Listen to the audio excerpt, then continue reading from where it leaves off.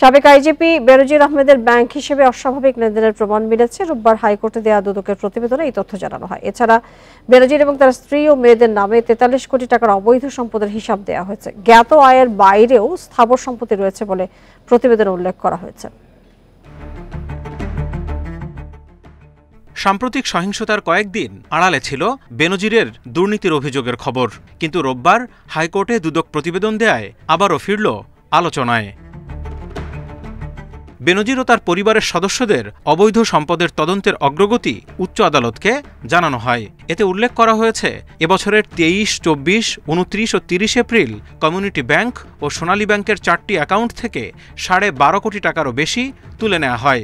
টের পেয়ে দ্রুত তাদের 116টি ব্যাংক অ্যাকাউন্ট স্থগিত করে দুদক। আমরা বলেছি এগুলোতে দুদকের কাছে মনে হচ্ছে এগুলি সন্দেহজনক লেনদেন, কাজেই এটা দ্রুত গতিতে চলে যাচ্ছে। অনুসন্ধান যে পর্যন্ত হয়েছে তার সর্বশেষ আপডেট দিয়েছে। কমিশন অলরেডি ওনার বিরুদ্ধে সেপারেট একটা প্রসিডিং স্টার্ট করে দিয়েছে এবং ওনাকে সম্পদ বিবরণী জারির একটা নোটিশ দেওয়া হয়েছে 21 দিনের মধ্যে। প্রতিবেদনে জানানো হয়, বেনজিরের নামে 9 কোটি 25 লাখ, তার স্ত্রী জিশান মির্জার 21 কোটি 34 লাখ, বড় মেয়ের নামে 8 কোটি 11 লাখ এবং মেঝো মেয়ের নামে 4 কোটি 75 লাখ টাকার অবৈধ সম্পদের হিসেব পাওয়া গেছে, যার বাজার মূল্য কয়েক গুণ বেশি। আমরা রাষ্ট্রপক্ষে এটার কপি আজকে হাতে পেয়েছি। এখানে অনেকগুলা তথ্য আসছে, কয়েকটা রিসোর্টের কথা আসছে যেগুলাতে রিসিভার নিয়োগ করা হয়েছে এবং ব্যাংক অ্যাকাউন্টের তথ্য আসছে এবং ওনার চাকরি জীবনে এত সম্পদ করা এটা একটা অস্বাভাবিক মনে হচ্ছে।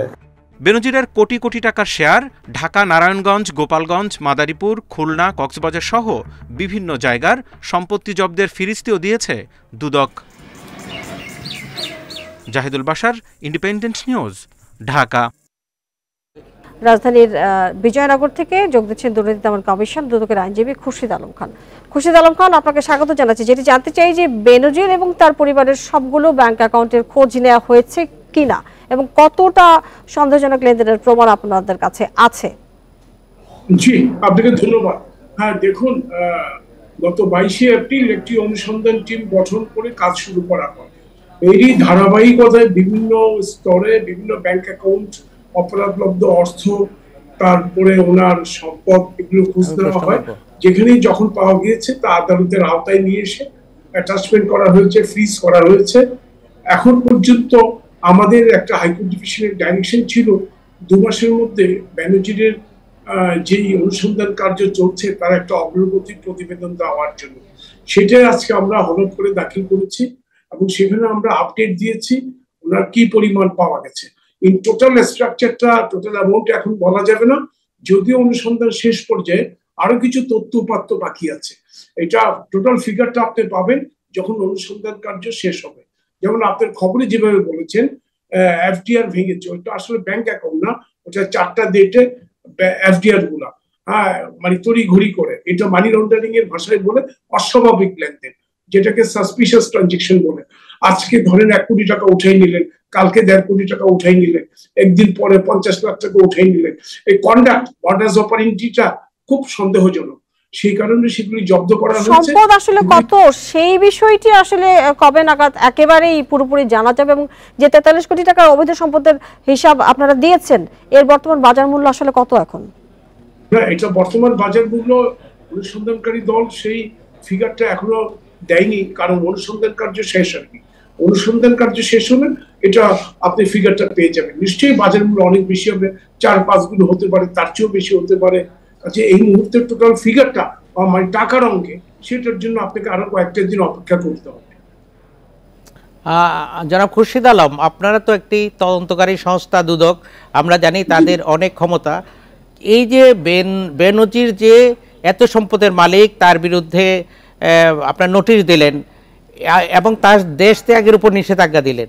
আমরা খবর পেলাম উনি দেশ ছেড়ে চলে যাওয়ার পর সপরিবারে সগৌরবে দেশের আমাদের বিমানবন্দর দিয়ে বিদেশে যাওয়ার পর ওনার বিরুদ্ধে দেশ ত্যাগের নিষেধাজ্ঞা দেওয়া হয়েছে। এইটি কতটুকু সত্যতা আছে? কারণ সাধারণ মানুষ এই প্রশ্নটা তুলছে এখন। না, স্বাভাবিক, এই প্রশ্নটা উঠানো তো খুবই স্বাভাবিক। দেখুন, একটা যখন অনুসন্ধান কার্য শুরু হয় তখন সঙ্গে সঙ্গেই একটা লোকের বিরুদ্ধে ওই ধরে একেবারে ডিরেক্ট অ্যাকশনে যাওয়া যায় না। মানে ডিরেক্ট অ্যাকশনে যাইতে হলে অনুসন্ধানকারী দলের হাতে কিছু বিশ্বাসযোগ্য তথ্যপাত্র আসতে হবে। যেমন এই যে বললাম অস্বাভাবিক লেনদেন, সাসপিশিয়াস ট্রানজাকশন, অপরাধলব্ধ প্রপার্টি, এই জিনিসগুলো যখনই আসছে তার আগেই তো উনি এখন দেশে আছেন কিনা আমরা জানি না, কিন্তু তার আগেই তো একটা হাওয়া উঠছে উনি দেশের বাইরে চলে গেছে। কাজে আমাকে প্রত্যেকটা স্টেপ নেওয়ার ক্ষেত্রে তো অনেক চিন্তা ভাবনা করতে হবে। এক, আমাকে আইনবিধি, আমি নির্দিষ্ট আইনি কাঠামোর আওতায় কাজ করে দিব, তার সঙ্গে সুপ্রিম কোর্টের আপিল বিভাগের বেশ কিছু নির্দেশনা আছে। প্রত্যেকটা স্টেপে আমাকে যেমন আইনবিধি মানতে হবে, সেভাবে আপিল বিভাগের নির্দেশনাও মানতে হবে। সবকিছু মেনেই এটা এই কাজটা করা হয়েছে।